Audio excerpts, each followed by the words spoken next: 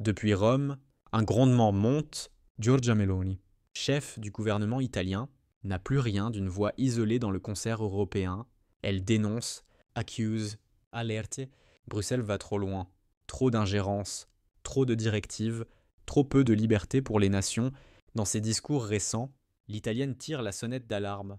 L'Europe est en train de devenir une machine bureaucratique aveugle, un mastodonte technocratique qui dévore lentement la souveraineté des États membres. Et derrière ce cri, c'est une fracture qui s'élargit au cœur même de l'Union européenne.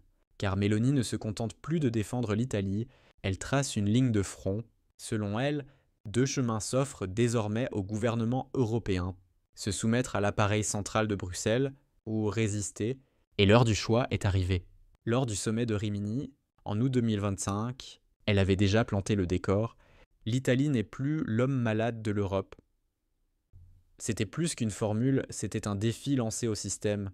Depuis, son discours s'est durci, ses attaques se sont précises, elle fustige une union incapable de rivaliser avec les États-Unis et la Chine, lente à réagir, enfermée dans ses règlements et ses compromis. Bruxelles, elle encaisse mais ne répond pas vraiment. Pourtant, le ton de Mélanie trouve un écho grandissant à Paris, à Berlin, à Varsovie, dans ces capitales où l'on murmure que la Commission a perdu le sens du réel. Les mots de la première ministre italienne résonnent comme un avertissement. Le 21 septembre dernier, Meloni a d'ailleurs pris soin d'adresser un message explicite à la France. Elle a dit espérer l'émergence d'un gouvernement conservateur fort à Paris, capable de rompre avec l'architecture européenne actuelle, une phrase calculée, tranchante, presque provocatrice, mais derrière cette provocation, une stratégie claire, créer un axe souverainiste continental. Ce n'est plus seulement une querelle italienne, c'est une remise en cause frontale du modèle européen, et elle arrive à un moment où Bruxelles chancelle déjà. L'économie française, deuxième puissance de la zone euro, montre des signes d'essoufflement inquiétants. Le gouvernement Lecornu, en poste depuis la débâcle du précédent exécutif, n'a pas encore rétabli la confiance. Fitch a abaissé la note de la France, citant un déficit de 5, 4% du PIB. Résultat, Paris n'a plus la même autorité morale, ni la même crédibilité budgétaire. Et dans cette fragilité, Mélanie trouve un espace. Elle parle haut, frappe forte, et s'impose comme le visage d'une Europe alternative, une Europe des nations. Mais le génie de Mélanie réside dans sa double manœuvre. D'un côté, elle profite du système européen, les fonds de relance, les aides à la modernisation, les leviers économiques. De l'autre, elle en dénonce les chaînes.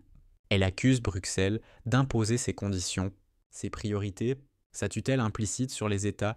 C'est un jeu dangereux, mais redoutablement efficace. En dénonçant la dépendance volontaire des gouvernements à l'égard de la Commission, elle retourne contre l'Union ses propres outils.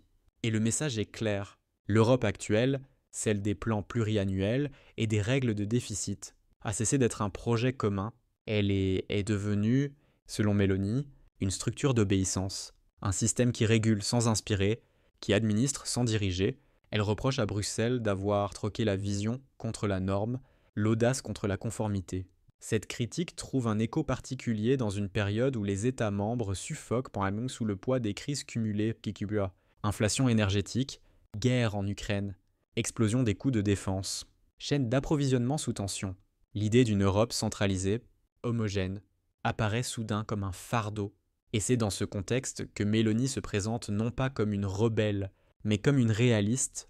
Elle appelle à un rééquilibrage, à une Europe où les nations reprennent la main, où les gouvernements ne sont plus les simples exécutants d'une commission lointaine. Derrière cette rhétorique, il y a une ambition plus large.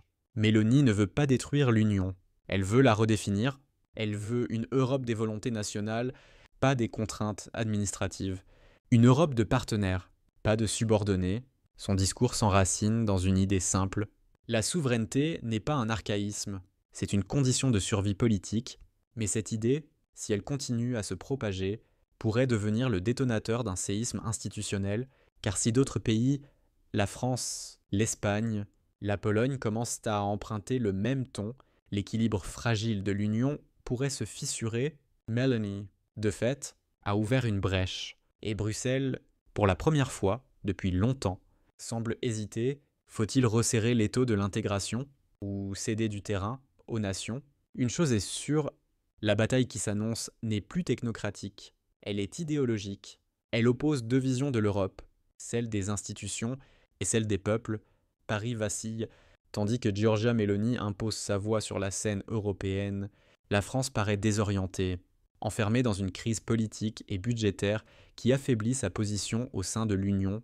Depuis octobre 2025, l'instabilité du gouvernement Lecornu, les hésitations du président Macron et la lassitude d'une opinion publique méfiante créent un vide stratégique, et dans ce silence, la voix de Rome résonne plus fort. Ce que Meloni a compris, c'est que le leadership européen se conquiert moins par les traités que par la conviction. Elle n'a pas attendu le feu vert de Bruxelles pour fixer le ton. Là où Macron parle de refondation et de souveraineté partagée, elle exige une rupture.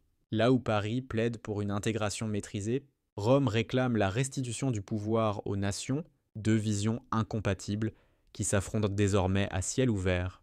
Car derrière les discours policés, c'est un rapport de force brute qui s'installe le 14 octobre. Emmanuel Macron tente de reprendre la main en déclarant que la France n'a jamais pratiqué l'austérité. Une phrase défensive, destinée à rassurer, mais qui sonne creux face aux chiffres. Le déficit reste abyssal, la majorité parlementaire introuvable. Et l'autorité du chef de l'État s'érode. Pendant ce temps, Meloni, forte d'un gouvernement stable et d'un déficit maîtrisé autour de 3%, avance ses pions. Elle peut se permettre ce que Paris ne peut plus, parler au nom d'une nation sûre d'elle-même. Dans cette confrontation symbolique, Bruxelles joue les équilibristes. D'un côté, la Commission cherche à relancer ses partenariats extérieurs, notamment autour de la Méditerranée, pour prouver que l'Union reste ambitieuse. De l'autre, elle doit contenir la défiance interne de ses membres, qui, comme l'Italie, réclament plus d'autonomie. Or, cette dualité devient intenable.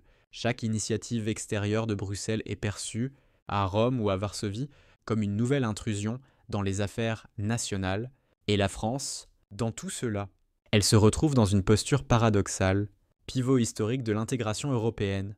Elle est aujourd'hui soupçonnée de faiblesse. Les mots de Meloni sur un gouvernement conservateur fort à Paris ne sont pas seulement une pique, c'est une invitation, une manière subtile de dire que la France pourrait, si elle le voulait, basculer du côté de ceux qui refusent la tutelle de Bruxelles. Meloni ne cherche pas la confrontation. Elle cherche des alliés et elle sait que sans la France, aucune révolte souverainiste ne peut vraiment triompher. Mais à l'Élysée, le doute domine. 3 scénarios se dessinent. Le premier, celui du redressement. Paris retrouve une stabilité politique, réunit une coalition et engage une négociation ferme avec Bruxelles. Dans ce cas, la France redeviendrait un acteur central, capable de redéfinir l'Europe avec Rome plutôt que contre elle. Le second, celui de la paralysie. Les crises internes se multiplient, Macron perd le contrôle, et la France devient spectatrice des recompositions européennes. Meloni, alors, deviendrait la nouvelle référence politique du continent. Le troisième, le plus probable à court terme, celui du compromis.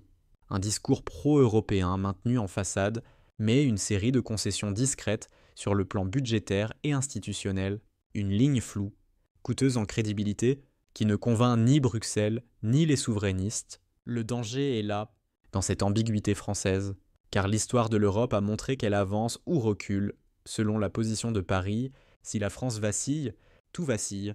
Et aujourd'hui, la fragilité du pouvoir français donne à Meloni un avantage stratégique. Elle peut se présenter comme l'incarnation de la stabilité et du courage politique face à une Europe bureaucratique et à une France hésitante.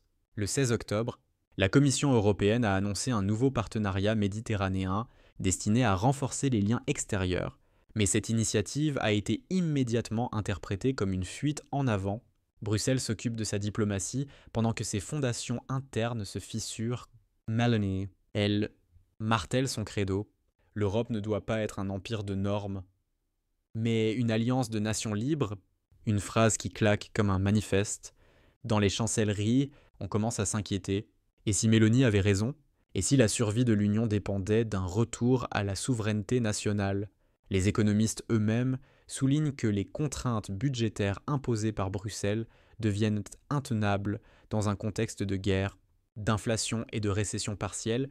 Ce discours, autrefois marginal, devient audible, voire populaire, car derrière les joutes diplomatiques, il y a une réalité.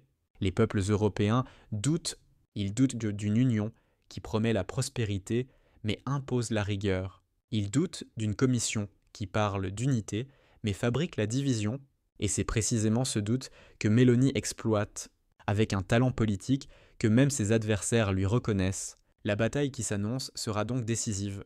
Elle ne se joue plus seulement entre Rome et Bruxelles, mais entre deux conceptions du futur, une Europe centralisée, intégrée, gouvernée depuis les couloirs des institutions, ou une Europe décentralisée, fondée sur les nations, les peuples et la souveraineté politique. La France devra choisir, et ce choix aura un prix, soit elle reste fidèle à la vision d'une union unie, mais affaiblie, soit elle rejoint le camp de ceux qui réclament une refondation radicale. Dans les deux cas, l'équilibre européen en sortira bouleversé. Car au fond, ce que révèle cette confrontation, c'est une vérité que Bruxelles n'a jamais voulu admettre. L'Europe ne meurt pas d'un excès de nationalisme, mais d'un déficit de confiance. Giorgia Meloni l'a compris. Elle n'a pas simplement lancé une critique, elle a ouvert une brèche, et dans cette brèche, c'est toute l'idée européenne qui vacille,